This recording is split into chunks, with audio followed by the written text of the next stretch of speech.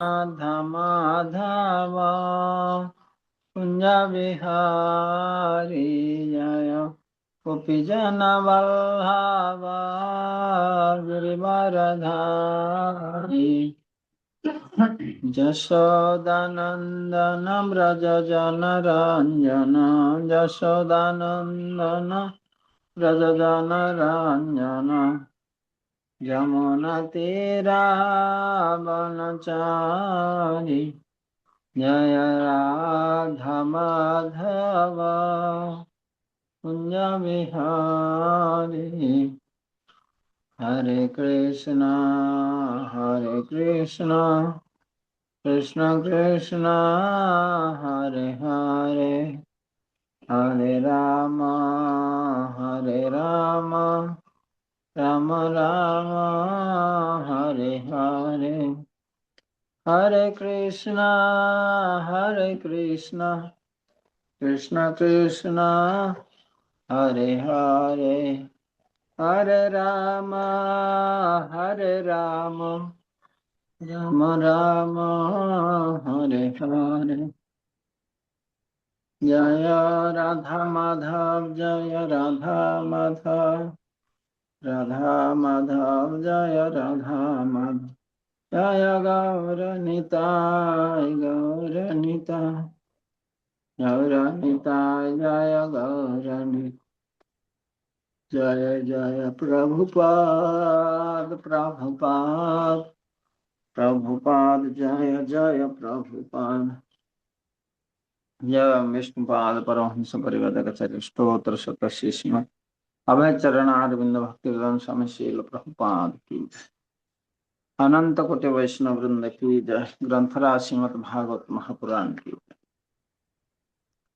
ओम नमः भगवते वासुदेवाय ओम नमः भगवते वासुदेवाय ओम नमः भगवते वासुदेवाय ओम अज्ञानतिमिरन्धस्य ज्ञानाञ्जनशलाकया चक्षुरुमिलितं येन तस्मै श्रीगुरवे नमः नमो विष्णुपादाय कृष्णप्रेष्ठाय भूतले श्रीमते भक्तिवेदान्त स्वामिनिति नाम नमस्ते सारस्वते देवे गौरवाणी प्रचारिणे निर्विशेष शून्यवादी पाश्चात्य देवतार जय श्री कृष्ण चैतन्य प्रभु नित्यानंद श्री अद्वैत गदाधर शिवासादि गौर भक्तवृंद हरे कृष्ण कृष्ण कृष्ण हरे हरे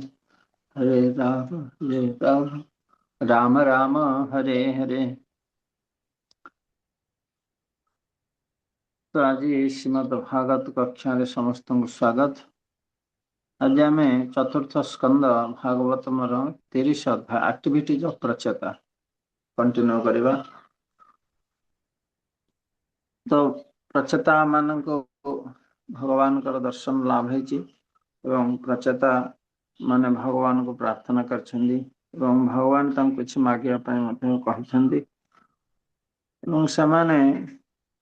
शुद्ध भक्ति कामना करछंदी जे आपणकर चरण जे प्राप्त कला ता पय आ कोन बा आवश्यक जमिति मधुमक्खी जदि पारिजात फूल रे आसी पहुंची गला ताले से आउ कौन से फूल को जीवा किछि आवश्यक। तो आज हमें 33 रो कंटिन्यू करें। प्रचेतास रिक्वेस्ट बेनेडिक्शन।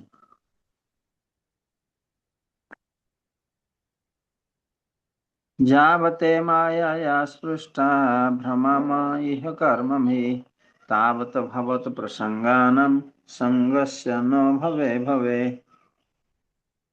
हे भगवान आपणकर माया मोहित होई स्व स्व कर्म अनुसार आम्भे माने ए संसार रे जे पर्यंत भ्रमण करू से पर्यंत जेपरि आम्भ मानकर जन्म जन्म आपणकर गुणा कीर्तनकारी भक्त गणकर संग लाभ हुए आम्भ मानकर ही बर ही प्रार्थना करू।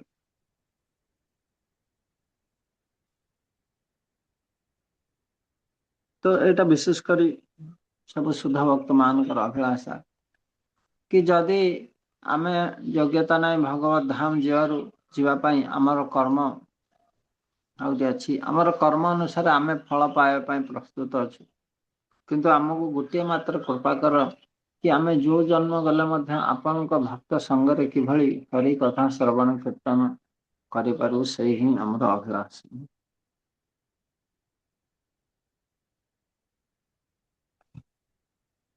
ଏହା ହେଉଛି ସର୍ବୋତ୍ତମ ବର, ଯାହା ଭକ୍ତ ଭଗବାନଙ୍କ ଠାରୁ ପ୍ରାର୍ଥନା କରିପାରେ। ଏହା ମଧ୍ୟ ଶ୍ରୀ ଚୈତନ୍ୟ ମହାପ୍ରଭୁ ସ୍ୱୀକୃତ କରିଛନ୍ତି। ସ୍ଥାନେ ସ୍ଥିତ ଶ୍ରୁତିଗତ ତନୁବାମନ।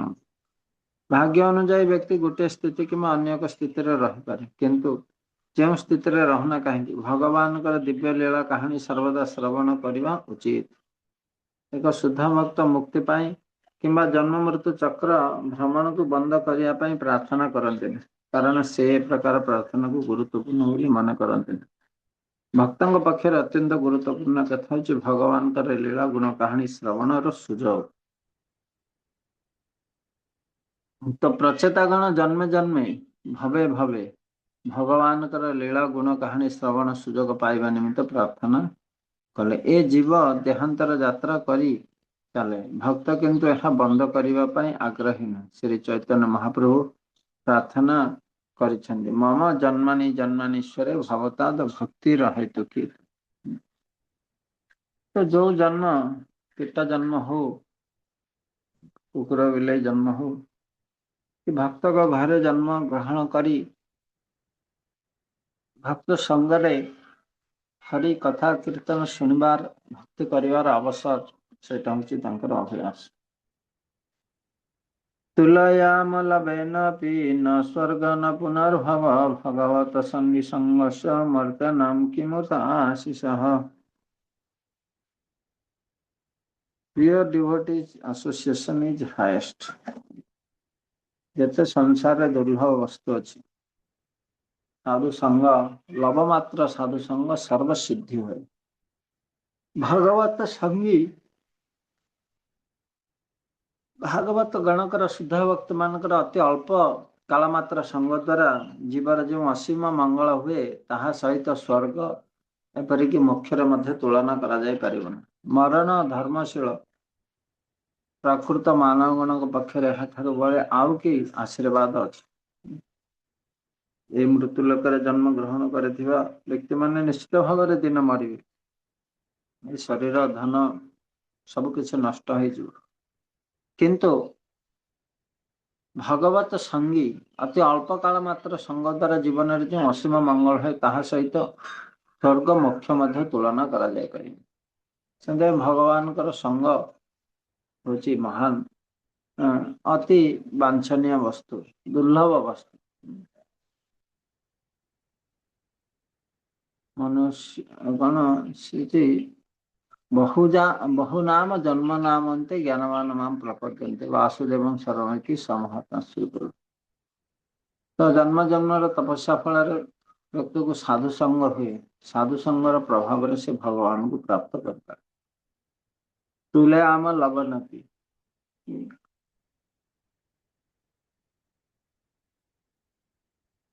ଅଳ୍ପ କ୍ଷଣ ମାତ୍ର ସାଧୁ ସଙ୍ଗ ଏ ଭୌତିକ ସଂସାର ସମସ୍ତ ସମ୍ପତ୍ତି ସହିତ ତୁଳନୀୟ ନୁହେଁ, କାରଣ ଏହା ଜୀବନକୁ ପରିବର୍ତ୍ତନ କରିଯାଇଥାଏ। ଶ୍ରୀ ଚୈତନ୍ୟ ମହାପ୍ରଭୁ ଏକ ପ୍ରଧାନ ଭକ୍ତ ମହା ସାଧୁ ଶ୍ରୀ ପ୍ରବୋଧାନନ୍ଦ ସରସ୍ୱତୀ କହିଛନ୍ତି ଚୈତନ୍ୟ ମହାପ୍ରଭୁଙ୍କର କୈବଲ୍ୟମ ନରକାୟତେ ତ୍ରିଦଶ ପୁର ଆକାଶ ପୁଷ୍ପାୟତେ। ଏକ ଶୁଦ୍ଧ ଭକ୍ତଙ୍କ ପକ୍ଷରେ ବ୍ରହ୍ମ ଜ୍ୟୋତିରେ ଲୀନ ହେବା ଅର୍ଥାତ କୈବଲ୍ୟ ମୁକ୍ତି ନର୍କ ସ୍ଥିତି ତୁଲ୍ୟ ଅଟେ। କି ଭକ୍ତ ମାନେ ମୁକ୍ତି ମଧ୍ୟ ଆଶା କରନ୍ତି ନାହିଁ, କାରଣ ଭକ୍ତି ମୁକ୍ତି ସ୍ପୃହା ଯାବତ୍ ପିଶାଚି ହୃଦୟ ବର୍ତ୍ତତେ। ଭକ୍ତି ମୁକ୍ତିକୁ ଦିଟା ପିଶାଚି ସହିତ ତୁଳନା କର, ଯେପର୍ଯ୍ୟନ୍ତ ଏମାନେ ହୃଦୟରେ ଥିବେ ତାବତ୍ କୃଷ୍ଣ ପ୍ରେମ ଆସ୍ୱାଦ ନ ଭବେତ୍, ସେ ପର୍ଯ୍ୟନ୍ତ କୃଷ୍ଣ ପ୍ରେମ ଆସ୍ୱାଦନ କରିହୁଏ ନାହିଁ। କୃଷ୍ଣ ଭକ୍ତି ଠିକ ତଦ୍ରୂପ ଭାବେ ତାହାଙ୍କର ପକ୍ଷରୁ ସ୍ୱର୍ଗଲୋକ ଲାଭ ତ୍ରିଦଶ ପୁର ଲାଭ ଏ ପ୍ରକାର ଆକାଶ କୁସୁମ ତୁଲ୍ୟ ଅଟେ।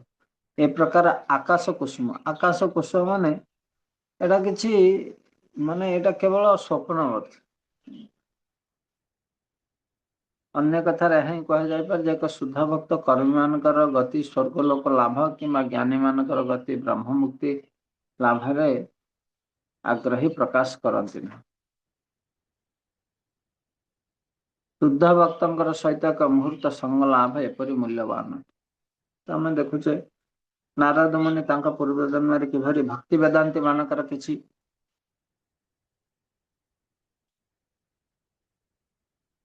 संग करिवार सौभाग्य प्राप्त करथिले।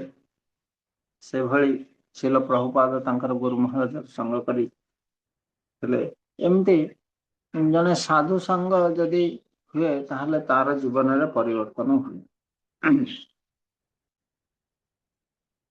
तेणु सबुठु बड़ जिनस होती साधु संग एसोसिएशन ऑफ पियरहुड। गंगारे परस गले पतित पावन दर्शन पवित्र करे तुम्हार। गंगारे नियमित रूप से स्नान करने द्वारा व्यक्ति पाप रु मुक्त होता है, किंतु भगवत संगी भगवान शुद्ध भक्तर दर्शन पवित्र करे तुम पवित्र हो जाए। हरिदास ठाकुर जी खाली नाम निये, हरिदास नाम नेले सब प्रकार पापर मुक्त हो जाए कथा। 35 श्लोक। जत्रे ढ्यांते कथामृष्टा स्तुष्णाया प्रसमजतः निर्वैरजत्र भूतेषु न उद्वेगः जत्र कश्चन। भगवत भक्त समाज रे आपणकर विशुद्ध कथा कीर्तित होता। से सब कथा श्रवण रे श्रोता समस्त पार्थिव भोगलालसा कथा भूली जाए। एथरे कौनसी प्राणी सहित बैरी भाव अथवा कौनसी उद्वेग नहीं। तो भगवत भक्त समाज रे आपणकर विशुद्ध कथा कीर्तित होता। माने भगवत भक्त मानकर समाज रे ही भगवान कर शुद्ध कथा में शुणी पारी। कर्मी ज्ञानी योगी माने भगवान कर लीला चर्चा करि परिबे नहीं। भगवान कर गुण शुद्ध कथा चर्चा करि पारे। भक्त समाज रे भगवतंकर शुद्ध कथा कीर्तन करी परमानंद लाभ करती।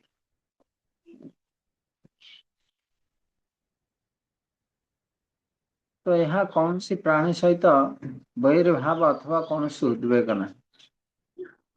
तो भगवान कर कथा कीर्तन श्रवण करी आनंद लाभ करने द्वारा एथरे का प्रति किछि हेले वैरी भाव बा कहा को असुविधा करने को पड़े।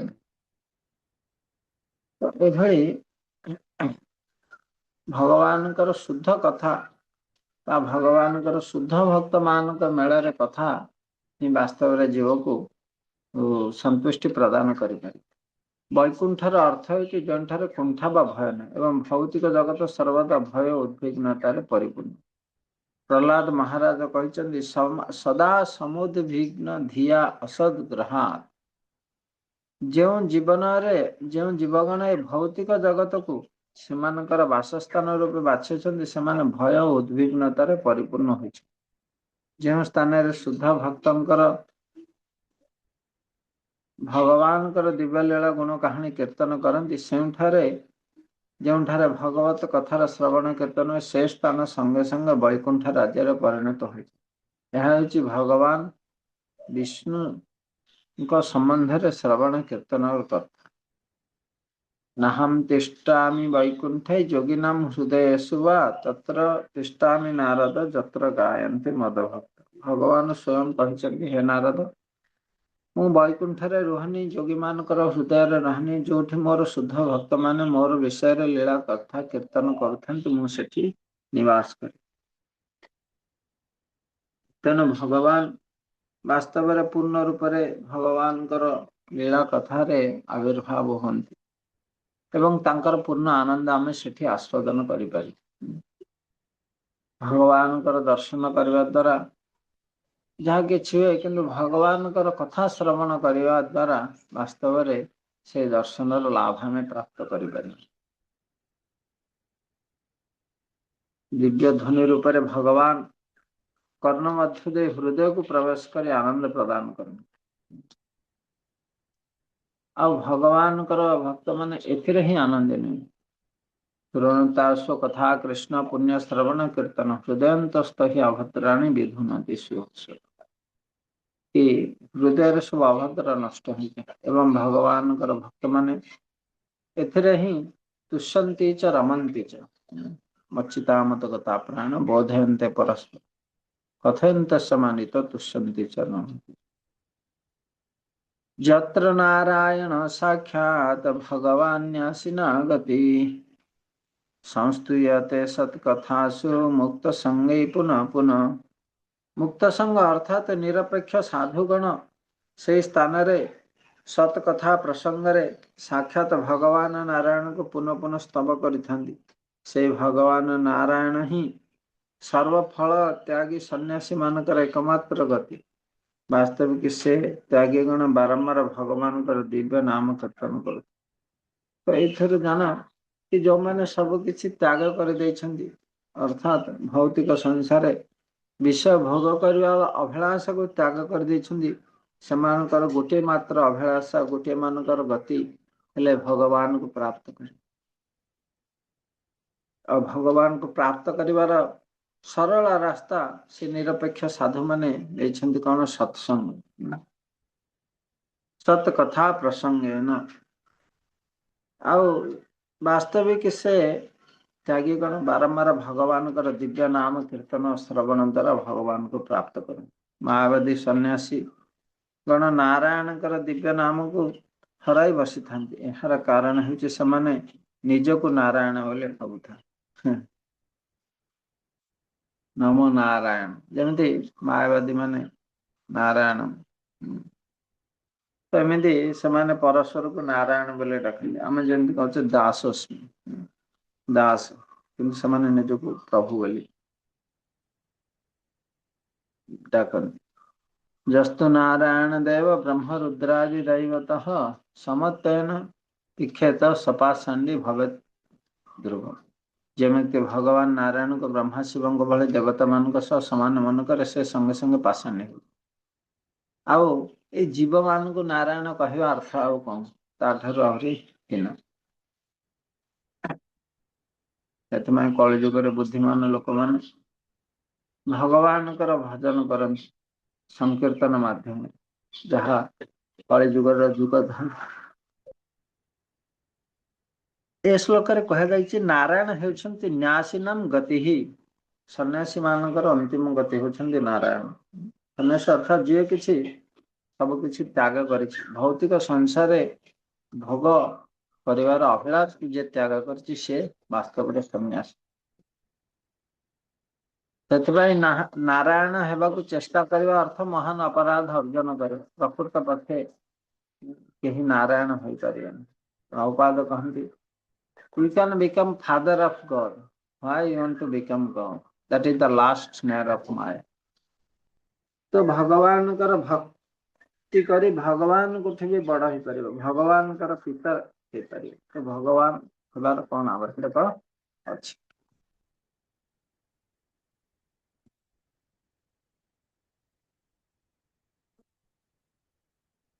तेषां विचरतं पभ्यां तीर्थानां पावनेशया भीतस्य किं न रोचेत तावकानं समागमः। हे प्रिय प्रभु आपणकर अनुगामी माने भक्त माने सारा पृथ्वी परिभ्रमण करी जगत को एपरिक तीर्थ स्थली मान को मध्य पवित्र करते। भौतिक जगत रे भयभीत होई पड़िथिबा व्यक्ति माने सेमानकर समागम रे कहीं आनंदित न हो। तो ये प्रचेता माने कहउचंदी भक्त मानकर महानता तीर्थी कुर्बाणी तीर्थानि स्वंतस्तेन गदाभ। तीर्थ को तीर्थरे परिणत करती भक्त मान। गंगा जितेबाला ये पृथ्वी को आसिया पाई अनुरोध करा जायथिला भागीरथी द्वारा तो से कहले मु पृथ्वी को गले सब पापी माने आसी मो ऊपर स्नान करे पाप ଗଦା କରିଦେବେ ତୁ ମୁଁ ସେଥିରୁ କେମିତି ମୁକ୍ତ ହେବି। ସେଠି କୁହାଯାଇଛି କି ଚିନ୍ତା କରନି ତୁମର ଜଳରେ ଆସି ମହାନ ସାଧୁ ସନ୍ଥ ମାନେ ମଧ୍ୟ ସ୍ନାନ କଲେ। ଆଉ ସେଇ ସାଧୁ ସନ୍ଥଙ୍କର ଚରଣ ସ୍ପର୍ଶ ଦ୍ୱାରା ଆପଣ ପବିତ୍ର। ତ ତୀର୍ଥି କୁର୍ବନ୍ତି ତୀର୍ଥାନି ତେଷାଂ ବିଚରତାಂ ପଭ୍ୟା ତୀର୍ଥାନାଂ ପାବନ ଇଚ୍ଛୟା। ତୀର୍ଥ ମାନେ ମଧ୍ୟ ସାଧୁ ସନ୍ତଙ୍କର ସ୍ପର୍ଶ ପାଇ ପବିତ୍ର ବା ପାବନ ହେଇଯାଏ। ତ ଏଥିରୁ ସାଧୁସନ୍ଥଙ୍କର ମହିମା ଦୁଇ ପ୍ରକାର ଭକ୍ତ ଅଛନ୍ତି। ଗୋଟିଏ ପ୍ରକାର ହେଉଛନ୍ତି ଗୋଷ୍ଠାନନ୍ଦୀ ଏବଂ ଅନ୍ୟ ପ୍ରକାର ହେଉଛନ୍ତି ଭଜନାନନ୍ଦୀ। ତେଷାଂ ବିଚରତାମ୍ ଭଜନାନନ୍ଦୀ ଗଣ ଗୋଟିଏ ସ୍ଥାନରେ ରହି ଭ୍ରମଣ କରନ୍ତି ନାହିଁ। ଏ ପ୍ରକାର ଭକ୍ତ ସର୍ବଦା ଭଗବତ ଭଜନରେ ନିଯୁକ୍ତି ଥାନ୍ତି। ସେ ମହାମନ୍ତ୍ର କୀର୍ତ୍ତନ କରନ୍ତି। ଆଉ ଗୋଷ୍ଠାନନ୍ଦୀ ଗଣ ସମଗ୍ର ଜଗତରେ ଗୋଷ୍ଠୀ ବର୍ଦ୍ଧନ ପାଇଁ ଇଚ୍ଛା କରନ୍ତି। ଏ ପ୍ରକାର ଉଦ୍ଦେଶ୍ୟରେ ସମଗ୍ର ଜଗତରେ ଭ୍ରମଣ କରନ୍ତି। ତ ଚୈତନ୍ୟ ମହାପ୍ରଭୁଙ୍କର ନିର୍ଦ୍ଦେଶ ରହିଛି ନଗର ଆଦି ପୃଥିବୀରେ ଅଛି ଯେତେ ନଗର ଆଦି ଗ୍ରାମ ସର୍ବତ ପ୍ରଚାର ହୋଇବେ ମୋର। ତ ପ୍ରଭୁପାଦ କହୁଛନ୍ତି ଭଜନାନନ୍ଦୀ ସେ ବି ମହାନ ଗୋଟିଏ ସ୍ଥାନରେ ରହି ଭଗବାନଙ୍କର ଭଜନ କରନ୍ତି। ଗୋଷ୍ଠାନନ୍ଦୀ ଯୋଉମାନେ କି ତାଙ୍କର ଗୋଷ୍ଠୀ ବଢାଇବା ପାଇଁ ପ୍ରୟାସ କରନ୍ତି ପ୍ରଚାର କରି ଅନ୍ୟମାନଙ୍କୁ ଭକ୍ତି ପଥରେ ଆଣିବା ପାଇଁ। ସେମାନେ ଚୈତନ୍ୟ ମହାପ୍ରଭୁଙ୍କର ଫଲୋୟର ଚୈତନ୍ୟ ମହାପ୍ରଭୁଙ୍କର ନିର୍ଦ୍ଦେଶ ପାଳନ କରି ସାରା ପୃଥିବୀରେ ଭଗବାନଙ୍କର ଭକ୍ତିର ପ୍ରଚାର କରନ୍ତି। ତ ଶ୍ରୀମାନ ମହାପ୍ରଭୁଙ୍କର ବାଣୀ ପ୍ରଚାର କରିବା ନିମିତ୍ତ ସମଗ୍ର ଜଗତରେ ପରିଭ୍ରମଣ କରିବେ। ଶ୍ରୀମଦ୍ ଭଗବତ ଗୀତା ଭାଗବତମର ବାଣୀ ପ୍ରଚାର ହେଉଛି ଶ୍ରୀମାନ ମହାପ୍ରଭୁଙ୍କର ବାଣୀ। ମହାମୁନି ନାରଦ ସର୍ବତ୍ର ବିଚରଣ କରି କୃଷ୍ଣ କଥା ପ୍ରଚାର କରନ୍ତି। ଏଇ ମହାମୁନି ନାରଦଙ୍କ ଭଳି ଭକ୍ତ ଗଣଙ୍କୁ ଗୋଷ୍ଠାନନ୍ଦୀ କହନ୍ତି। ବିଭିନ୍ନ ପ୍ରକାର ଭକ୍ତ ସୃଷ୍ଟି କରିବା ନିମିତ୍ତ ନାରଦ ସମଗ୍ର ବ୍ରହ୍ମାଣ୍ଡରେ ବରାବର ବିଚରଣ କରୁଛନ୍ତି। ତ ଏଇଭଳି ଭାବରେ ମହାନ ଭକ୍ତ ମାନେ ତୀର୍ଥକୁ ପବିତ୍ର କରିବା ନିମିତ୍ତ ଏକ ଶୁଦ୍ଧ ଭକ୍ତ ତୀର୍ଥ ଯାତ୍ରା କରନ୍ତି। ଅନେକ ପାପୀ ତୀର୍ଥ ସ୍ଥାନକୁ ଯାଇ ତୀର୍ଥରେ ସ୍ନାନ କରନ୍ତି। ସେମାନେ ପ୍ରୟାଗ ମଥୁରା ବୃନ୍ଦାବନ ଆଦି ତୀର୍ଥ ମାନଙ୍କୁ ଯାଇ ସେଠାରେ ଥିବା ଗଙ୍ଗା ଯମୁନା ଆଦି ପବିତ୍ର ନଦୀ ମାନଙ୍କରେ ଜଳରେ ସ୍ନାନ କରନ୍ତି। ଏହି ପ୍ରକାର ପାପୀ ଗଣ ପବିତ୍ର ହୁଅନ୍ତି କିନ୍ତୁ ସେମାନଙ୍କର ପାପ କର୍ମର ପ୍ରତିକ୍ରିୟା ତୀର୍ଥ ମାନଙ୍କରେ ରହିଯାଏ। ଭକ୍ତ ବା ସାଧୁ ସେଠାକୁ ଯାଇ ସ୍ନାନ କଲେ ସେ ପାପ ପ୍ରତିକ୍ରିୟା ଦୂର ହୋଇଯାଏ। ତୀର୍ଥେ କୁର୍ବନ୍ତି ତୀର୍ଥାନି ସ୍ୱନ୍ତସ୍ତେନ ଗଦା। ଏକ ଭକ୍ତ ବା ବୈଷ୍ଣବ ସର୍ବଦା ଭଗବାନଙ୍କୁ ତାଙ୍କର ହୃଦୟରେ ଧାରଣ କରିଥିବା ହେତୁ ସେ ଯେ ସ୍ଥାନକୁ ଯାଏ ସେ ସ୍ଥାନ ତୀର୍ଥରେ ପରିଣତ ହୋଇଯାଏ।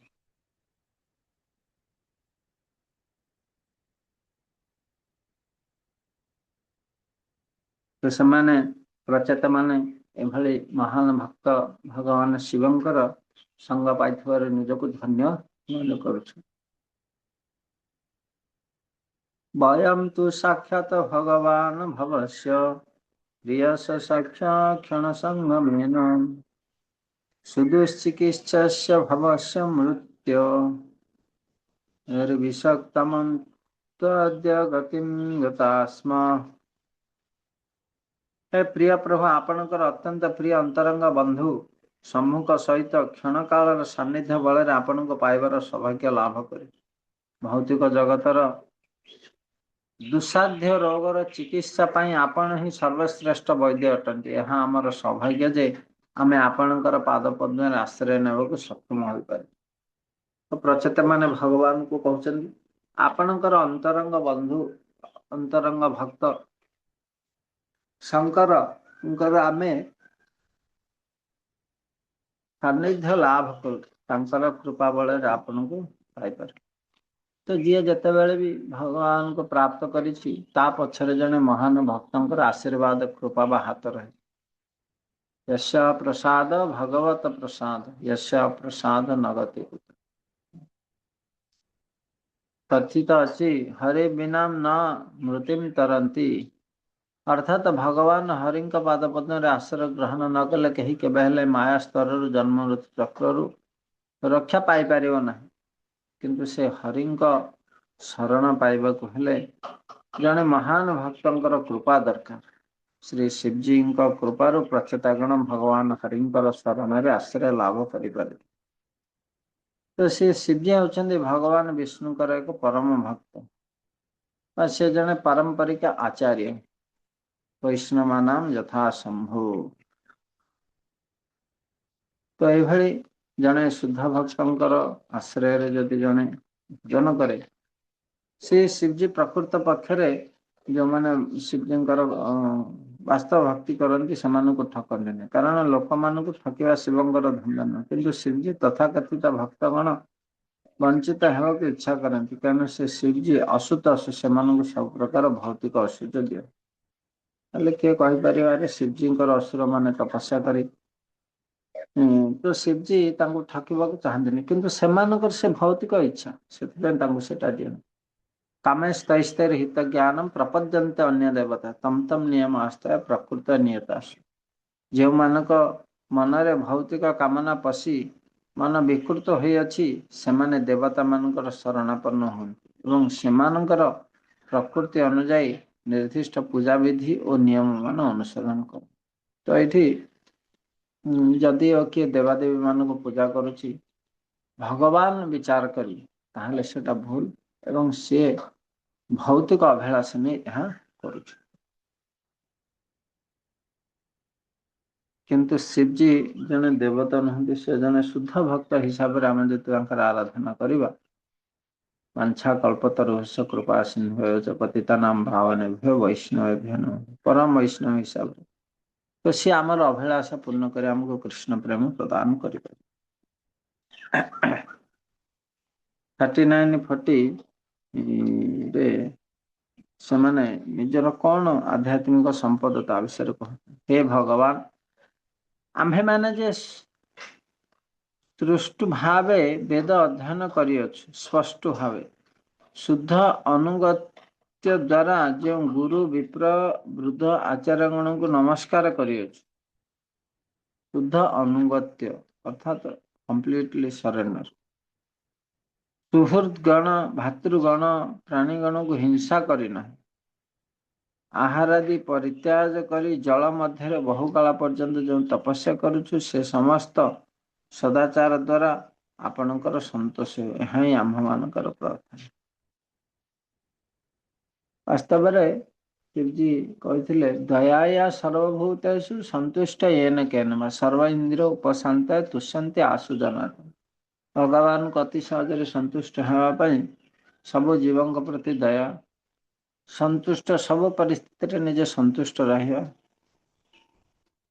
सर्व इंद्रिय उपशांता आ इंद्रिय मान को नियंत्रण ये प्रचेत मान कहते आम सब जीवों प्रति दया एवं सम्मान प्रदर्शन करूँ जो परिस्थिति रे भगवान रखिछन्ति सेथरे आमे संतुष्ट अछु एवं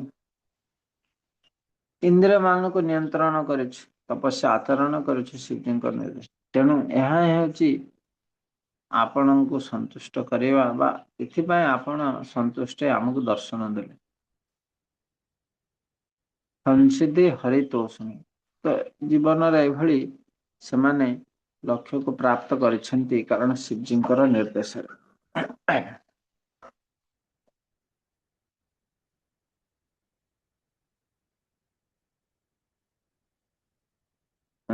कुतस्ता कस्मलमिदम विषमय समुपस्थित नार्य रुष्टम ऐश्वर्यगम अकीर्ति कर्म परम पुरुष भगवान कहले हे मोर प्रिय अर्जुन ए सब महिला तुम पाखक किपर आसला जो व्यक्ति जीवन मूल्य बुझी ताहां पक्षर एगुड़िक आदौ शोभा पाए नहीं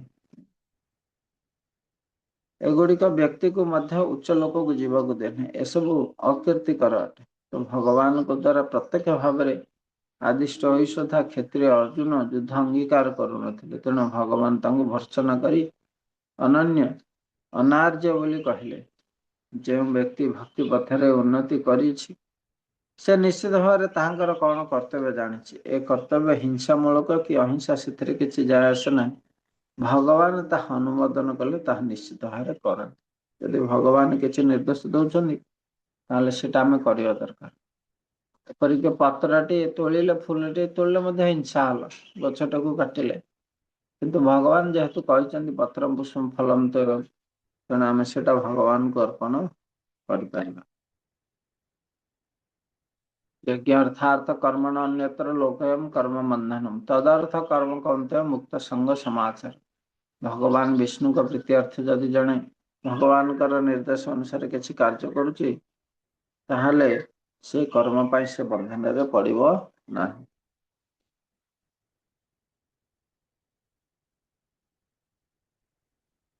Prayers as per capacity, श्लोक क्रमांक 41। मनु स्वयंभुव भगवान भवश्च जे अन्यतप ज्ञान विशुद्ध सत्वः अदृष्टपारा अपि जन्महीन्मः तुवन्त्यथो त्वात्मसमगृणीमः।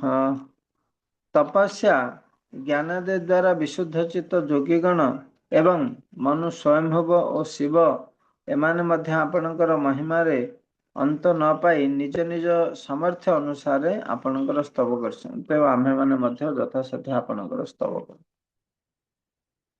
तो प्रचेता माने कहउछन्दी वास्तव रे आम द्वारा भगवानकर संपूर्ण गुणगान करबा संभवपर नुहे। अनंत अनादि काल अनंत मुखरे भगवान गुणगान करी मध्य अंत करि पारि नहीं। तो आमे साधारण क्षुद्र जीव कौन बा भगवान गुणगान करवा। तथापि श्री ब्रह्माजी श्री शिवजी मनु बड़ बड़ मुनिगण महर्षिगण मध्य भगवान तुलन में असिद्ध अटंती। सेमाने तपस्या और भक्ति बल दिव्य स्थिति को उन्नत होते सुधा भगवान अंत पाई पारे ना। तो आमे आमर योग्यता अनुसार यथा योग्य से गुणगान करें जहाँ ना कहीं प्रत्येक व्यक्ति भक्ति भाव में भगवान प्रार्थना करें। प्रत्येक व्यक्ति निज निज स्थिति अच्छा कहीं संपूर्ण भाव भगवान महिमा करने को समर्थ नुह। कारण आमर योग्यता अनुसार समुद्र पानी थिले मध्य गोटे बाल्टी जदि आपण बुड़ेबे बाल्टीटे पानी आसे। गोटे पोखरी बुड़ेले बाल्टीटा ही पानी आसे। तो जो थे बुड़ेले से पानी आसे कारण सेटा हूँ आमर पात्रता व योग्यता। तो निजे निजे निजर योग्यता अनुसार भगवान गुणगान करें। जदिव भगवान गुण अनंत हरि अनंत हरि लीला अनंत। जदि कौन से व्यक्ति दृढ़ भाव में भगवत पाद पद्म आश्रय ग्रहण करती से भगवान कृपा तथा तद भक्त कृपार विशुद्ध हो जाए। श्री सुखदेव गोस्वामी कहते ये अन्य च पापा सद अपाश्रयाश्रय शुद्धंति तस्मै प्रभा विष्णुवे नमः। तो जेते नीच कूल होते सुधा जदि कौन से व्यक्ति भगवत भृत्य साधु मान द्वारा भगवत पाद पद्म को अनित हुए से तत्क्षणात विशुद्ध हो जाती। से भगवत धाम को फेरी जीवा निमित्त योग्य हो जाती। नमः समाय शुद्धाय पुरुषाय पराय च वासुदेवाय सत्ताय तुभ्यं भगवते नमः। हे प्रभु आपणकर कहीं शत्रु नाहंती कि कहीं मित्र नाहंती। तेणु आपण समस्तଙ୍କ प्रति समभावापन्न पाप कर्म द्वारा आपण केवे कलुषित हुअन्ति नहीं एवं आपणकर दिव्य स्वरूप पार्थिव जगतर ऊर्ध्वरे आपण परम पुरुष भगवान। कारण आपण सर्वत्र विद्यमान आपण वासुदेव नाम अभिहित। आमे आपण को आमर भक्ति पूत प्रणाम निवेदन कर। अनंत आपण वासुदेव आपण कहर कहीं शत्रु नाहंती। आपण समस्तଙ୍କ प्रति कृपाळु समस्तଙ୍କର मित्र। तेणु आमे आपण को भक्तिपूर्ण प्रणाम निवेदन भगवान वासुदेव को से प्रणाम कर।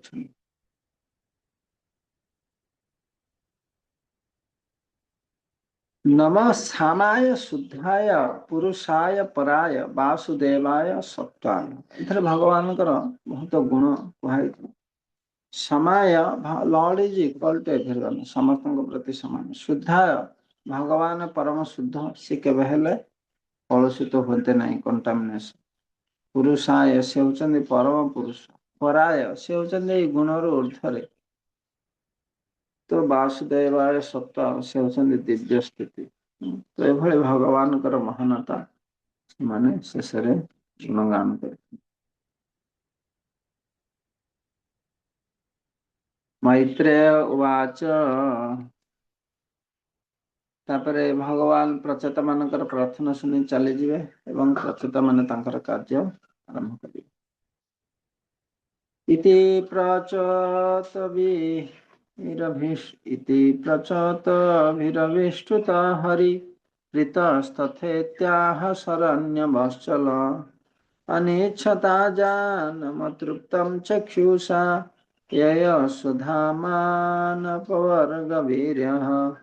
मैत्र मुनि कहले, हे विदुर, शरणागत पालन भगवान श्रीहरि एहिपरि भाବରେ प्रचेतागणଙ୍କର କର୍ତ୍ତୃତ୍ୱ ସୁପୂଜିତ ହୋଇ ସନ୍ତୁଷ୍ଟ ଚିତ୍ତରେ କହିଲେ, ତୁମେମାନେ ଯାହା ପ୍ରାର୍ଥନା କର ତାହା ହିଁ ହେଉ। ତତ୍ପରେ ସେଇ ଅକୁଣ୍ଠ ପ୍ରଭାବ ଭଗବାନ ଶ୍ରୀହରି ଅତୃପ୍ତ ଚକ୍ଷୁ ପ୍ରଚେତାଗଣଙ୍କର ଅନିଚ୍ଛା ସତ୍ତ୍ୱେ ସ୍ୱଧାମକୁ ପ୍ରସ୍ଥାନ କଲେ।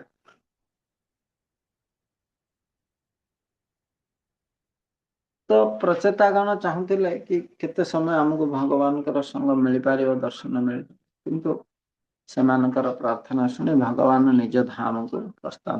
ଏ ଶ୍ଲୋକରେ ବ୍ୟବହୃତ ଅନପବର୍ଗ ବୀର୍ୟ, ଅନ ଶବ୍ଦର ଅର୍ଥ ବ୍ୟତୀତ, ଅପବର୍ଗ ଅର୍ଥାତ ଭୌତିକ ଜୀବନ ଧାରା, ବୀର୍ୟ ଶବ୍ଦର ଅର୍ଥ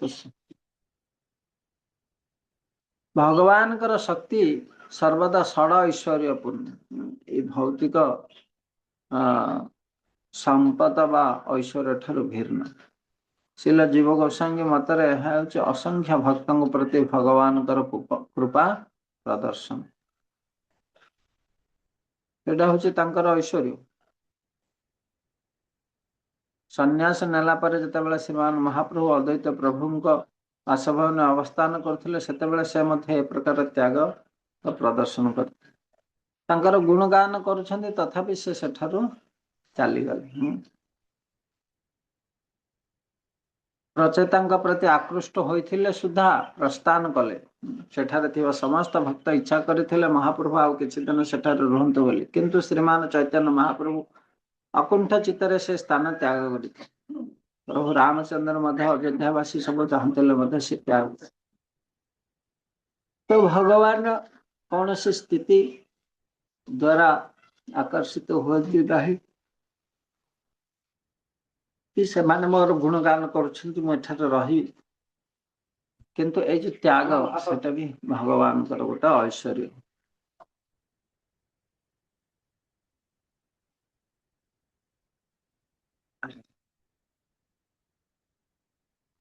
अथ निराय सलील प्रचेत सुदन्यतः भिक्षा कुप्यान द्रुमैश्चनं गंगारोधुमि वश्रितै। यापर प्रचेतागण समुद्र सलीलରୁ ନିର୍ଗତ ହୋଇ ଦେଖିଲେ ଯେ ବୃକ୍ଷଗଣ ଖୁବ୍ ଉନ୍ନତ ହୋଇ ଯେପରିକି ସ୍ୱର୍ଗରୋଧ କରିବାକୁ ଉଦ୍ୟତ ହୋଇଛନ୍ତି ଏବଂ ସେହି ବୃକ୍ଷମାନଙ୍କ ଦ୍ୱାରା ମହିମଣ୍ଡଳ ଆଚ୍ଛନ୍ନ ହୋଇ ରହିଛି। ଏହା ଦେଖି ସେମାନେ ଅତିଶୟ କ୍ରୋଧାବିଷ୍ଟ ହେଲେ। ତ ଏଇଠି ଦେଖିବା କି ଗୋଟେ କି ଭଗବାନଙ୍କର ଏବେ ଦର୍ଶନ କଲେ ସାଙ୍ଗେ ସାଙ୍ଗେ, ତାପରେ ପୁଣି କିଭଳି କ୍ରୋଧିତ ହେଲେ।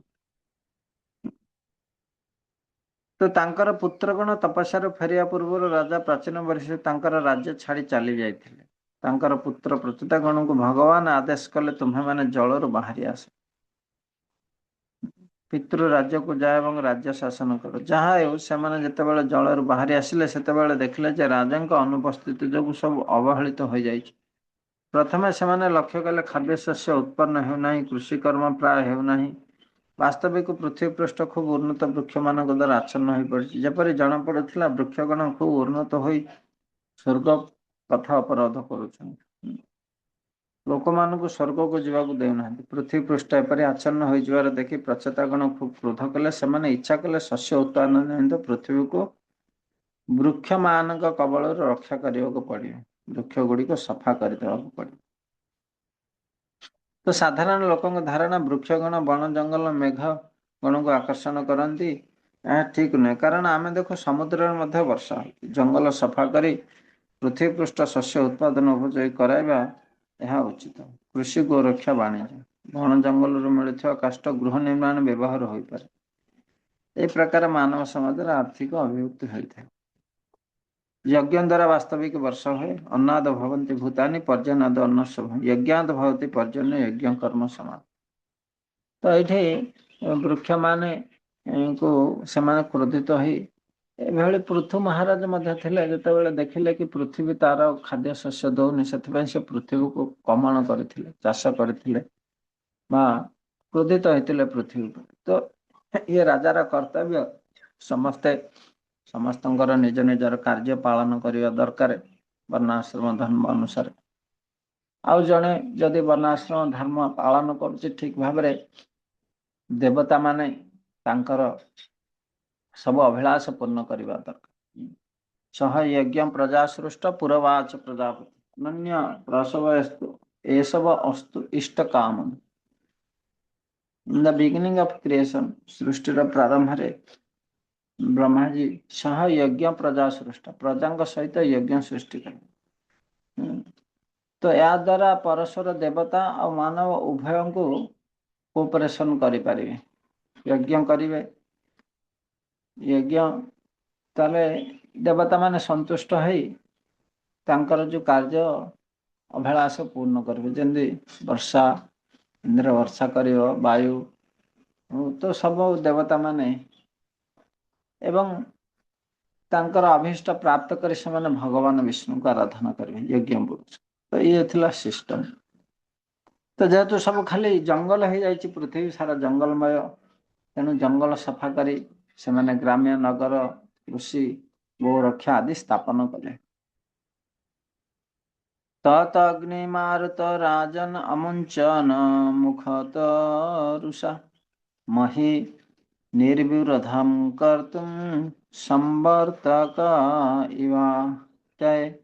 ହେ ରାଜନ, ପ୍ରଳୟ କାଳରେ ରୁଦ୍ର ଯେପରି ନିଜ ମୁଖରୁ ଅଗ୍ନି ନିର୍ଗମନ କରନ୍ତି, ପ୍ରଚେତାଗଣ ମଧ୍ୟ ତଦ୍ରୂପ ଭାବରେ ମହିମଣ୍ଡଳକୁ ତରୁଲତା ଶୂନ୍ୟ କରିବା ଉଦ୍ଦେଶ୍ୟରେ କ୍ରୋଧବରେ ମୁଖରୁ ଅଗ୍ନି ଓ ବାୟୁ ପରିତ୍ୟାଗ କରିବାକୁ ଲାଗେ। ଏ ଶ୍ଲୋକରେ ବିଦୁରଙ୍କୁ ରାଜନ ବୋଲି ସମ୍ବୋଧନ କରାଯାଇଛି। ଏ ସମ୍ବନ୍ଧରେ ଶ୍ରୀଲ ବିଶ୍ୱନାଥ ଚକ୍ରବର୍ତ୍ତୀ ଠାକୁର ମତ ପ୍ରକାଶ କରିଛନ୍ତି ଯେ, ଧୀର କେବେ ହେଲେ କ୍ରୋଧ ପ୍ରକାଶ କରନ୍ତି ନାହିଁ, କାରଣ ସେ ସର୍ବଦା ଭକ୍ତିରେ ସ୍ଥିତ ଥାନ୍ତି। ଯେଉଁମାନେ ଉନ୍ନତ ଭକ୍ତ, ସେମାନେ ସେମାନଙ୍କର ଇନ୍ଦ୍ରିୟ ମାନଙ୍କ ଦମନ କରିପାରନ୍ତି। ସେଥିପାଇଁ ଏକ ଭକ୍ତ ବା ବୈଷ୍ଣବକୁ ରାଜନ ବୋଲି ସମ୍ବୋଧନ କରାଯାଇପାରେ। ଏକ ରାଜା ବିଭିନ୍ନ ପ୍ରକାର ପ୍ରଜାମାନଙ୍କୁ ନିୟନ୍ତ୍ରଣ କରିପାରନ୍ତି। ସେ ତାହାଙ୍କର ଇନ୍ଦ୍ରିୟ ମାନଙ୍କର ରାଜା ଅଟନ୍ତି। ସେ ଜଣେ ସ୍ୱାମୀ ବା ଗୋସ୍ୱାମୀ ଅଟେ। ସେଥିପାଇଁ ବେଳେ ବେଳେ ସ୍ୱାମୀ ବା ଗୋସ୍ୱାମୀ ଗଣ ମହାରାଜ ବୋଲି ସମ୍ବୋଧନ। ତ ରାଜା ଯିଏ ପୃଥିବୀକୁ ନିୟନ୍ତ୍ରଣ କରେ ବା ଭୂପତି ତାକୁ କୁହାଯାଇପାରେ ମଧ୍ୟ ସାଧାରଣ ଲୋକମାନଙ୍କୁ। କିନ୍ତୁ ମହାରାଜା ଯିଏ ବାସ୍ତବରେ ନିଜର ଇନ୍ଦ୍ରିୟ ମାନଙ୍କୁ ନିୟନ୍ତ୍ରଣ କରେ। ସେଥିପାଇଁ ଜଣେ ଭକ୍ତକୁ ରାଜନ ବା ମହାରାଜା ବୋଲି କୁହାଯାଏ। ତ ଏଠି ଆମେ ଦେଖୁଛେ ପ୍ରଚେତାଗଣ ବି କ୍ରୋଧ ପ୍ରକାଶ କଲେ, କିନ୍ତୁ ସେଟା ବାସ୍ତବରେ ଅତି କ୍ରୋଧ ଠିକ ନୁହେଁ। କାରଣ ସାରା ବୃକ୍ଷକୁ ଧ୍ରୁବ ମହାରାଜ ମଧ୍ୟ ଭଗବାନଙ୍କ ଦର୍ଶନ କରି ଆସିଲା ପରେ ତାଙ୍କ ଭାଇକୁ ମାରିଥିବାର ପ୍ରତିଶୋଧ ନେଇ ଯକ୍ଷ ସମାଜକୁ ପୁରା ନଷ୍ଟ କରିବାକୁ ଯାଉଥିଲେ। କିନ୍ତୁ ତାପରେ ତାଙ୍କର ପ୍ରପିତା ସ୍ୱୟଂଭୂବ ମନୁ ଆସି ତାଙ୍କୁ ଅତି ରୋଷ ନିବୃତ୍ତ କରାଇଥିଲେ। ତ ରୋଷ କରିବା ଠିକ, କିନ୍ତୁ ଅତି ରୋଷ ଅତି ସର୍ବତ୍ର ଗହିର୍ତ। ତ ଅତି ରୋଷ କରିବା ଠିକ ନୁହେଁ।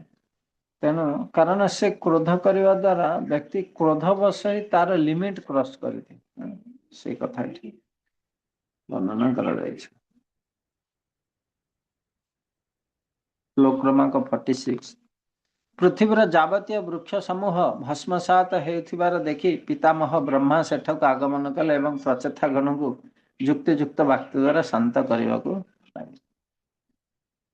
ତ ଏଇ କଥା ଆମେ ଦେଖିଛେ, ଯେତେ ଭକ୍ତ ହେଲେ ମହାନ ଭକ୍ତ ହେଲେ ମଧ୍ୟ ସେ ସବୁବେଳେ ଅନ୍ୟ ଭକ୍ତଙ୍କ ସଙ୍ଗରେ ବା ଗାଇଡାନ୍ସରେ ରହିବା ଦରକାର। କାରଣ କାମ, କ୍ରୋଧ, ଲୋଭ ଇଏ କେତେବେଳେ ବି ଜୀବ ଉପରେ ହାବି କରିଦବ, ସେ ନିଜେ ସେଟା ଜାଣିପାରିବନି। କିନ୍ତୁ ଯେତେବେଳେ ଅନ୍ୟ ଭକ୍ତ ମାନଙ୍କର ସମ୍ପର୍କରେ ଥିବ, ତାହେଲେ ସେମାନେ ଏଠି ଯେମିତି ପ୍ରଚେତା ମାନେ ଭଗବାନଙ୍କର ଦର୍ଶନ ପାଇ ଶୁଦ୍ଧ ଭକ୍ତି ଅଭିଳାଷ କରି ଆସିଲା ପରେ ମଧ୍ୟ ଆଉ ଥରେ କ୍ରୋଧ କରି କହୁଛନ୍ତି ପୁରା ବୃକ୍ଷ ରାଜିକି ସଫା। ତାପରେ ପୁଣି ବ୍ରହ୍ମା ଆସି ତାଙ୍କୁ ସାନ୍ତନ କରୁଛନ୍ତି। ତ କୌଣସି ଲୋକର ଯେତେବେଳେ କୌଣସି ଅସାଧାରଣ ଘଟଣା ଘଟେ, ସେତେବେଳେ ବ୍ରହ୍ମାଣ୍ଡର ଦାୟିତ୍ୱରେ ଥିବା ବ୍ରହ୍ମାଜୀ ଅବସ୍ଥା ନିୟନ୍ତ୍ରଣ କରିବା ନିମିତ୍ତ ସେଠାରେ ସାଙ୍ଗେ ସାଙ୍ଗେ ଉପସ୍ଥିତ ହୁଅନ୍ତି। ହିରଣ୍ୟକଶିପୁ ଯେତେବେଳେ କଠିନ ତପସ୍ୟା ହୋଇ ସମଗ୍ର ବ୍ରହ୍ମାଣ୍ଡକୁ ଥରାଇ ଦେଲା, ସେତେବେଳେ ବ୍ରହ୍ମାଜୀ ମଧ୍ୟ ସେଠାରେ ଉପସ୍ଥିତ ହୋଇଥିଲେ। ତ ଏଭଳି ବ୍ରହ୍ମା ଆସି ପ୍ରଚେତା ମାନଙ୍କୁ ସନ୍ତାନ କଲେ। 47 ରୁ 51 ବାର୍ଥ ଆଣ୍ଡ ଆକ୍ଟିଭିଟିଜ ଅଫ ଦକ୍ଷ। ଏଠୁ ପ୍ରଚେତା ମାନଙ୍କ ପରେ ତାର କନେକ୍ସନ ପୁଣି ଦକ୍ଷ ଯଜ୍ଞ ବିଷୟରେ ଆସିବ। ବୃକ୍ଷଗଣଙ୍କ ମଧ୍ୟରେ ଯେଉଁ ସବୁ ବୃକ୍ଷ ଅବଶିଷ୍ଟ ଥିଲେ, ସେମାନେ ଭୀତତ୍ରସ୍ତ ହୋଇ ବ୍ରହ୍ମାଙ୍କର ଉପଦେଶ ଅନୁଯାୟୀ ସେମାନଙ୍କର କନ୍ୟାକୁ ପ୍ରଚେତା ଗଣକୁ ସମର୍ପଣ କଲେ। ତ ତାପରେ ବୃକ୍ଷମାନେ ନିଜର କନ୍ୟାକୁ ପ୍ରଚେତାଙ୍କୁ ସମର୍ପଣ କଲେ ଏବଂ ପ୍ରଚେତା ଭଗବାନଙ୍କର ନିର୍ଦ୍ଦେଶ ଅନୁସାରେ ସେ କନ୍ୟାକୁ ସ୍ୱୀକାର କଲେ। ଏହି ଅଧ୍ୟାୟର 13 ଶ୍ଲୋକରେ ଯେଉଁ କନ୍ୟା କଥା କୁହାଯାଇଛି, ସେଇ କନ୍ୟା ବୃକ୍ଷଙ୍କର କନ୍ୟା। ଯୋଉ ଆମେ ପଢିଥିଲେ କି ଅପ୍ସରା ଜଣେ ଆଉ ଯୋଉ ସାଧୁଙ୍କର ସେ କନ୍ୟା ପ୍ରାପ୍ତ ହୋଇଥିଲେ, କଣ୍ଡମୁନି ଆଉ ପ୍ରମ୍ଳଚୟ। ପ୍ରମ୍ଳଚ ନାମ୍ନୀ ଅପ୍ସରା କଣ୍ଡୁ ମୁନିଙ୍କର ମିଳନରୁ ଏକ କନ୍ୟା ଜାତ ହୋଇଥିଲେ। ସ୍ୱର୍ଗ ଲଲନା ପ୍ରମ୍ଳଚା ସେହି କମଳ ନୟନ କନ୍ୟାଟିକୁ ଅରଣ୍ୟ ବୃକ୍ଷ ମାନଙ୍କର ଦାୟିତ୍ୱରେ ଛାଡି ଦେଇଥିଲା। ଆଉ ସେ ବୃକ୍ଷ ମାନେ ତାଙ୍କୁ କଣ କଲେ, ଏହା ବର୍ତ୍ତମାନ ପ୍ରଚେତାଙ୍କୁ ଦେଲେ। ସ୍ୱର୍ଗର ବେଶ୍ୟା ପ୍ରମ୍ଳଚା ଶିଶୁଟିକୁ ଜନ୍ମ କରି ସଙ୍ଗେ ସଙ୍ଗେ ସ୍ୱର୍ଗ ଲୋକକୁ ଯାଇଥିଲେ। ଶିଶୁଟି କାନ୍ଦିବାରୁ ଚନ୍ଦ୍ରଲୋକର ରାଜା ଶିଶୁ ପ୍ରତି କୃପାଳ ହୋଇ ତାହାଙ୍କର ଆଙ୍ଗୁଠିକୁ ଶିଶୁକୁ ମୁଖରେ ଭର୍ତ୍ତି କରିଥିଲେ। ସେଥିରେ ଶିଶୁ ଜୀବନ ଧାରଣ କରି ରହିଥିଲେ। ବୃକ୍ଷଗଣ ଏ ଶିଶୁଟିର ଯତ୍ନ ନେଇଥିଲେ। ଯେତେବେଳେ ଶିଶୁଟି କ୍ରମଶଃ ପ୍ରାପ୍ତ ହୋଇ ଯୁବତୀ ହେଲା, ସେତେବେଳେ ଶ୍ରୀ ବ୍ରହ୍ମାଜୀଙ୍କର ଆଦେଶ ଅନୁଯାୟୀ ବୃକ୍ଷଗଣ ସେ କନ୍ୟାଟିକୁ ପ୍ରଚେତା ଗଣକୁ ଦାନ। ସେଇ କନ୍ୟାଟି ପ୍ରଚେତା ମାନଙ୍କର ପତ୍ନୀ ହେଲା। ପରବର୍ତ୍ତୀ ଶ୍ଲୋକରେ କୁହାଯିବ ଯେ କନ୍ୟାଟିର ନାମ ହେଉଛି ମାରିସା। ବୃକ୍ଷଙ୍କର ଅଧିଷ୍ଠାତୃ ଦେବତା କନ୍ୟାଟିକୁ ଦାନ କଲେ। ଏ ସମ୍ବନ୍ଧରେ ଶ୍ରୀଲଜୀବ ଗୋସ୍ୱାମୀ ପ୍ରଭୁପାଦ କହନ୍ତି, ବୃକ୍ଷ ତଦ୍ ଅଧିଷ୍ଠାତୃ ଦେବତା, ଅର୍ଥାତ ବୃକ୍ଷଗଣଙ୍କର ଅଧିଷ୍ଠାତ ଦେବତା ବୃକ୍ଷଗଣ ଦାନ କଲେ। କହିବାର ତାତ୍ପର୍ଯ୍ୟ ହେଉଛି ବୃକ୍ଷଗଣ ଅଧିଷ୍ଠାତୀ ଦେବତା ଦାନ କଲେ। ସେମାନେ ବୃକ୍ଷମାନଙ୍କୁ ସେମାନଙ୍କର ଶତ୍ରୁ ବୋଲି ଭାବୁଥିଲେ। ପ୍ରଚେତା ଗଣକୁ ଶାନ୍ତ କରିବା ଉଦ୍ଦେଶ୍ୟରେ ବୃକ୍ଷମାନଙ୍କର ଅଧିଷ୍ଠାତା ଦେବତା ଶ୍ରୀ ବ୍ରହ୍ମାଜୀଙ୍କର ଉପଦେଶ କ୍ରମେ କନ୍ୟା ମାରିସଙ୍କୁ ପ୍ରଚେତା ଗଣକୁ ପ୍ରଦାନ।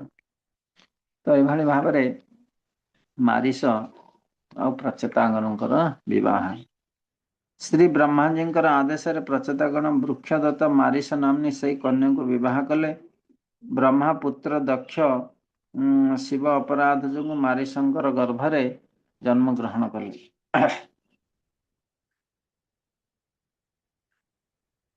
ତ ବ୍ରହ୍ମା ପୁତ୍ର ଦକ୍ଷ ଶିବ ଅପରାଧ, ଦକ୍ଷ ଶିବଙ୍କ ଅପରାଧ କରିଥିଲେ, ସେଥିପାଇଁ ସେ ମାରିସ ଗର୍ଭରେ ଜନ୍ମଗ୍ରହଣ କଲେ। ଅର୍ଥାତ୍ ଗର୍ଭ ଯନ୍ତ୍ରଣା ପ୍ରାପ୍ତ ହେଲେ ଫଳତଃ ତାହାଙ୍କୁ ଦୁଇଥର ଶରୀର ତ୍ୟାଗ କରିବାକୁ ହୋଇଥିଲା। ଏ ସମ୍ବନ୍ଧରେ ମହତ ଅବଜ୍ଞାନ ଶବ୍ଦ ଅର୍ଥପୂର୍ଣ୍ଣ ଅଟେ। ରାଜା ଦକ୍ଷ ଶ୍ରୀ ବ୍ରହ୍ମାଜୀଙ୍କର ପୁତ୍ର ଥିଲେ। ବ୍ରହ୍ମାଙ୍କର ପୁତ୍ର ଦକ୍ଷ ଥିଲେ। ପୂର୍ବ ଜନ୍ମରେ ସେ ଜଣେ ବ୍ରାହ୍ମଣ ଥିଲେ, କିନ୍ତୁ ସେ ମହାଦେବ ଶିବଙ୍କ ପ୍ରତି ଅବମାନନା କରି ଅବ୍ରାହ୍ମଣ ଭଳି ଆଚରଣ କରିବା ଯୋଗୁଁ ତାଙ୍କୁ ଏକ କ୍ଷତ୍ରିୟ ବୀର୍ଯ୍ୟରେ ଜନ୍ମଗ୍ରହଣ କରିବାକୁ ହୋଇଥିଲା। ଆମେ ଏ କଥା ପଢିଛେ ଯୋଉ ଦକ୍ଷ ଯଜ୍ଞ କଥା, ତୃତୀୟ ସ୍କନ୍ଧ। ଅର୍ଥାତ୍ ତାହାଙ୍କୁ ପ୍ରଚେତା ମାନଙ୍କର ପୁତ୍ର ହେବାକୁ ପଡିଲା। କେବଳ ସେତିକି ନୁହେଁ, ସେ ଶିବଜୀଙ୍କୁ ଅବମାନନା କରିଥିବାରୁ ତାଙ୍କୁ ଏକ ନାରୀ କୁକ୍ଷୀରେ ସ୍ଥାନ ପାଇ ଗର୍ଭ ଯନ୍ତ୍ରଣା ଭୋଗ କରିବାକୁ ପଡିଲା। ବ୍ରହ୍ମାଙ୍କର ବି ମାନସ ପୁତ୍ର ଥାଆନ୍ତି, ଯେମିତି ନାରଦ, କୁମାର ଆଦି। କିନ୍ତୁ ଜଣେ ନାରୀ ଗର୍ଭରେ ଯେତେବେଳେ ସ୍ଥାନ ପ୍ରାପ୍ତ କରିବ, ତ ତାଙ୍କୁ ମାନେ କଣ ହଉଛି, ଗର୍ଭରେ ବହୁତ ଯନ୍ତ୍ରଣା। ତୃତୀୟ ସ୍କନ୍ଧରେ ଆମେ ପଢିଛେ ମାତୃ ଗର୍ଭର ଯନ୍ତ୍ରଣା, prayers of the womb, child in the womb. ତ ସିଏ ଦକ୍ଷକୁ ମଧ୍ୟ ସେ ଯନ୍ତ୍ରଣା ଭୋଗ କରିବାକୁ ପଡିବ। ବ୍ରହ୍ମାଙ୍କର ସେ ମାନସ ପୁତ୍ର ହେଇପାରିଥାନ୍ତି। ତ ଦକ୍ଷ ଯଜ୍ଞ ସ୍ଥଳରେ ଥରେ ସେ ଶିବ ଭୃତ୍ୟ ବୀରଭଦ୍ରଙ୍କ ଦ୍ୱାରା ନିହତ ହୋଇଥିଲେ। ତାହା ଯଥେଷ୍ଟ ନ ହୋଇଥିବା ହେତୁ ତାହାଙ୍କୁ ପୁନର୍ବାର ମାରିସଙ୍କ ଗର୍ଭରୁ ଜନ୍ମ ହେବାକୁ ପଡ଼ିଲା। ଦକ୍ଷ ଯଜ୍ଞ ଶେଷରେ ଏବଂ ସମସ୍ତ ଭୟାବହ ଘଟଣାର ସମାପ୍ତି ପରେ ଦକ୍ଷ ଶ୍ରୀ ଶିବଜୀଙ୍କୁ ପ୍ରାର୍ଥନା କରିଲେ, ଯଦିଓ ତାହାଙ୍କୁ ଶରୀର ତ୍ୟାଗ କରିବାକୁ ଏବଂ ପୁନର୍ବାର କ୍ଷତ୍ରିୟ ବୀର୍ଯ୍ୟରେ ଏକ ନାରୀ ଗର୍ଭରୁ ଜନ୍ମ ଗ୍ରହଣ କରିବାକୁ ପଡ଼ିଥିଲା, ତଥାପି ଶ୍ରୀ ଶିବଜୀଙ୍କ କୃପାରୁ ସେ ସମସ୍ତ ଐଶ୍ୱର୍ଯ୍ୟ ପ୍ରାପ୍ତ ହୋଇଥିଲେ। ଏସବୁ ହେଉଛି ଭୂତ ପ୍ରକୃତିର ସୂକ୍ଷ୍ମ ନିୟମ। ଦୁର୍ଭାଗ୍ୟର କଥା ଏହା ଯେ ଆଜିକାଲି ଲୋକମାନେ ଜାଣନ୍ତି ନାହିଁ ଏ ନିୟମ ସବୁ କିପରି କାର୍ଯ୍ୟ କରୁଛି। ଜୀବାତ୍ମାର ନିତ୍ୟ ଓ ଜୀବର ଦେହାନ୍ତର ଯାତ୍ରା ସମ୍ବନ୍ଧରେ ଲୋକମାନଙ୍କର ଜ୍ଞାନ ନଥିବା ହେତୁ ଆଧୁନିକ ଜନସମାଜ ମହାନ ଅଜ୍ଞତା ମଧ୍ୟ ଦେଇ ଗତି କରୁଛି। ଏଥିଯୋଗୁଁ ଶ୍ରୀମଦ ଭାଗବତମରେ କୁହାଯାଇଛି ମନ୍ଦ ସୁମନ୍ଦ ମତୟ ମନ୍ଦ ଭାଗ୍ୟ ହିଁ ଉପଯୁକ୍ତ। ତ କଳିଯୁଗର ଲୋକମାନଙ୍କର ଭାଗ୍ୟ ମନ୍ଦ, ସେମାନେ ଆଳସ୍ୟ ପରାୟଣ, ସେମାନଙ୍କର ପ୍ରକୃତି ମନ୍ଦ ଏବଂ ନାନା ଉପଦ୍ରବ ଦ୍ୱାରା ବ୍ୟଥିତ। ତ ଦକ୍ଷ ବ୍ରହ୍ମାଙ୍କର ପୁତ୍ର ଥିଲେ, କିନ୍ତୁ ତାପରେ ସେ ଯେତେବେଳେ ଅପରାଧ କରିଥିଲେ ବୀରଭଦ୍ର ଦ୍ୱାରା ମୃତ୍ୟୁବରଣ କରିଥିଲେ ଏବଂ ପୁଣି ବ୍ରହ୍ମାଙ୍କର ଆଶୀର୍ବାଦରୁ ବା ଶିବଜୀଙ୍କର ଆଶୀର୍ବାଦରୁ ସେ ପୁଣି ଏଭଳି ମାରିସଙ୍କ ଗର୍ଭରୁ ଜନ୍ମଗ୍ରହଣ। ଚାକ୍ଷୁଷେ ତନ୍ତରେ ପ୍ରାପ୍ତେ ପ୍ରାକ୍ ସ୍ୱର୍ଗେ କାଳ ବିଦ୍ରୁତେ ଯଶସର୍ଜ ପ୍ରଜା ଇଷ୍ଟା ସଦକ୍ଷ ଦେବ ଚୋଦିତଃ। ଚାକ୍ଷୁଷ ମନ୍ୱନ୍ତରରେ ପୂର୍ବ ଦେହ କାଳ ବସନରେ ବିନଷ୍ଟ ହେବାରୁ ସେ ଈଶ୍ୱର କର୍ତ୍ତୃକ ପ୍ରେରିତ ହୋଇ ନିଜ ଅଭିଳାଷର ବହୁ ପ୍ରଜା ସୃଷ୍ଟି କରନ୍ତି ଏବଂ ଏ ହେଉଛନ୍ତି ସେଇ ଦକ୍ଷ। ତ କିଛି ଭାବିପାରିବେ କି ଆରେ ସେ ଦକ୍ଷ ତ ପୁଣି ସେଇଠି ଶିବ ତାଙ୍କୁ ଗୋଟେ ମୁଣ୍ଡ ଦେଇକି ଦକ୍ଷ କଲେ, ପୁଣି ଏ ଦକ୍ଷ କିଏ? ତ ଏଇଟା ଭିନ୍ନ ମନ୍ୱନ୍ତର କଥା। ଅଲଗା ଅଲଗା କଳ୍ପ, ଅଲଗା ଅଲଗା ମନ୍ୱନ୍ତର, ଯେମିତି ଶ୍ଵେତ ବରାହ, ନୀଳ ବରାହ। ତ ଇଏ ଅନ୍ୟ ଏକ। ତ ଏଇ ଦକ୍ଷ ଯୁଗ ଚାକ୍ଷୁଷ ମନ୍ୱନ୍ତର ପୂର୍ବ ଦେହ କାଳ ବସନ ବିନଷ୍ଟ ହେବାରୁ ସେ ଈଶ୍ୱର କର୍ତ୍ତୃକ ପ୍ରେରିତ ହୋଇ ନିଜ ଅଭିଳାଷିତ ବହୁ ପ୍ରଜା, ସେ ହେଉଛନ୍ତି ସେଇ ଦକ୍ଷ। ତ ମାନବ ଗଣନାରେ 1000 ଯୁଗ ଏକତ୍ର କାଳ ପରିମାଣ ହେଉଛନ୍ତି ବ୍ରହ୍ମାଙ୍କର ଏକ ଦିବସ। ପୁନଶ୍ଚ ସେଇ ପରିମାଣ ହେଉଛନ୍ତି ଏକ ରାତ୍ରି। ଆମେ ଜାଣିଛେ ବ୍ରହ୍ମାଙ୍କର ଗୋଟେ ଦିନରେ କିଭଳି 27 ମନୁ 14 ମନୁ ଶାସନ କରନ୍ତି। ବ୍ରହ୍ମାଙ୍କର ଏକ ଦିବସ କାଳରେ 14 ଜଣ ମନୁ। ତ ଏଠି 14 ଜଣ ମନୁଙ୍କର ନାମ ଦିଆହେଇଛି ସ୍ୱୟଂଭୂମ ମନୁ, ସ୍ୱରିଚଷ ମନୁ, ଉତ୍ତମ ମନୁ। ତ ସ୍ୱୟଂଭୂମ ମାନଙ୍କର ସେ ଯୋଉ ଦକ୍ଷ ଯୋଉ ଥିଲା ତାଙ୍କୁ କଣ ହେଇଥିଲା ନା ଛେଳି ମୁଣ୍ଡ ମିଳିଥାଏ। କିନ୍ତୁ ଏଇ ଯୋଉ ଦକ୍ଷ କଥା କୁହାହଉଛି, ଏ ଦକ୍ଷ ହଉଛି ଚକ୍ଷୁଷ ମନ୍ୱନ୍ତର ଦକ୍ଷ। ତେଣୁ ଇଏ ମନୁ ସେଇ ଦକ୍ଷ ଦକ୍ଷ ଉତ୍ତର। ଏହିପରି ଭାବରେ ବ୍ରହ୍ମାଙ୍କର ଏକ ଦିବସ କାଳ ମଧ୍ୟରେ 14 ଜଣ ମନୁ ଆସନ୍ତି। ଏକ ବର୍ଷ ମଧ୍ୟରେ 5040 ଜଣ ମନୁ ଆସନ୍ତି। ଏକ ବର୍ଷ ମଧ୍ୟରେ, କାରଣ 14 ଜଣ ମନୁ ଗୋଟେ ଦିନରେ 365 କିନ୍ତୁ 14 ଏଭଳି ଭାବରେ ବର୍ଷକୁ ଏତିକି ମନୁ ଆସନ୍ତି। ତ ଏଟା କିଛି ହିସାବ କିତାବ ଦିଆହେଇଛି। ସ୍ୱୟଂଭୂମ ମନ୍ୱନ୍ତର କାଳରେ ଦକ୍ଷ ଯଜ୍ଞ ବିବାଦ ସୃଷ୍ଟି ହୋଇଥିଲା। ଫଳତଃ ଶ୍ରୀ ଶିବଜୀଙ୍କ ଦ୍ୱାରା ଦଣ୍ଡିତ ହୋଇଥିଲା, କିନ୍ତୁ ଦକ୍ଷଙ୍କର ଶ୍ରୀ ଶିବଜୀଙ୍କ ପ୍ରାର୍ଥନା ଫଳରେ ସେ ପୁଣି ତାହାଙ୍କର ପୂର୍ବ ଐଶ୍ୱର୍ଯ୍ୟ ଫେରି ପାଇଥିଲେ। ଶ୍ରୀଲ ବିଶ୍ୱନାଥ ଚକ୍ରବର୍ତ୍ତୀ ଠାକୁରଙ୍କ ମତ ଅନୁଯାୟୀ ଦକ୍ଷ ପଞ୍ଚମ ମନ୍ୱନ୍ତର ପର୍ଯ୍ୟନ୍ତ କଠିନ ତପସ୍ୟା କଲେ, ତେଣୁ ଷଷ୍ଠ ମନ୍ୱନ୍ତର ଅର୍ଥାତ ଚକ୍ଷୁଷ ମନ୍ୱନ୍ତର ପ୍ରାରମ୍ଭରେ ଶ୍ରୀ ଶିବଜୀଙ୍କର ପୂର୍ବରୁ ଦକ୍ଷ ପୂର୍ବ ଐଶ୍ୱର୍ଯ୍ୟ ଫେରି ପାଇଲେ। ତେଣୁ 5 ମନ୍ୱନ୍ତର ପର୍ଯ୍ୟନ୍ତ ସେ ତପସ୍ୟା କଲେ ଏବଂ ପୁଣି ଆଉଥରେ ଏ ଷଷ୍ଠ ମନ୍ୱନ୍ତର ଚକ୍ଷୁଷ ମନ୍ୱନ୍ତରରେ ସେ ପୁଣି ଦକ୍ଷ ହେଇକି ତାଙ୍କର ପୂର୍ବ ଐଶ୍ୱର୍ଯ୍ୟ ଫେରି ପାଇଥିଲେ। ତ 50 ଆଉ 51 ଶ୍ଲୋକ।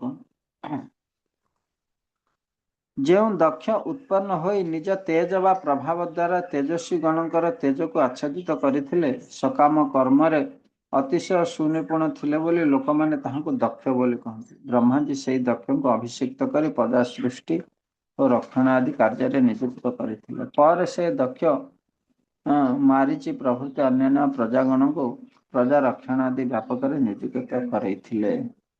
ତ ଦକ୍ଷର ଗୋଟେ ଆକ୍ଷରିକ ଅର୍ଥ ହେଉଛି ଏକ୍ସପର୍ଟ, ଯିଏ ଏଇ କର୍ମକାଣ୍ଡ କରି ପ୍ରଜା ସୃଷ୍ଟି କରି ସଂସାର ବଢ଼ାଇବାରେ ଏକ୍ସପର୍ଟ, ସେ ହେଲା ଦକ୍ଷ। ତ ଦକ୍ଷ ଶ୍ରୀ ଶିବଜୀଙ୍କ ଭଳି ଶକ୍ତିଶାଳୀ ହୋଇ ଉଠିଲେ। ଫଳତଃ ସେ ବ୍ରହ୍ମା ତାହାଙ୍କୁ ପ୍ରଜା ସୃଷ୍ଟି କାର୍ଯ୍ୟରେ ନିଯୁକ୍ତ କଲେ। ସେଥିପାଇଁ ବ୍ରହ୍ମା ତାଙ୍କୁ ପ୍ରଜା ସୃଷ୍ଟିରେ ଦକ୍ଷ ଖୁବ୍ ପ୍ରଭାବଶାଳୀ ଐଶ୍ୱର୍ଯ୍ୟଶାଳୀ ଥିଲେ। ପରେ ଦକ୍ଷ ମାରିଚ ପ୍ରଭୃତି ଅନ୍ୟ ପ୍ରଜାମାନଙ୍କୁ ସୃଷ୍ଟି କଲେ। ଏହିପରି ଭାବରେ ପ୍ରଚେତାଗଣଙ୍କର କ୍ରିୟାବଳୀ ଶୀର୍ଷକ ଶ୍ରୀମଦ ଭାଗବତମର 4ଥ ସ୍କନ୍ଧ 300 ଅଧ୍ୟାୟ ଶ୍ରୀ ଭକ୍ତି ବେଦାନ୍ତ ଭାଷ୍ୟ ପୂର୍ଣ୍ଣ। ହରେ କୃଷ୍ଣ।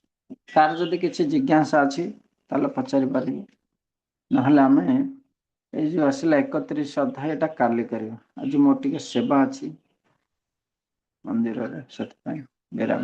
କୁହନ୍ତୁ ହରେ କୃଷ୍ଣ।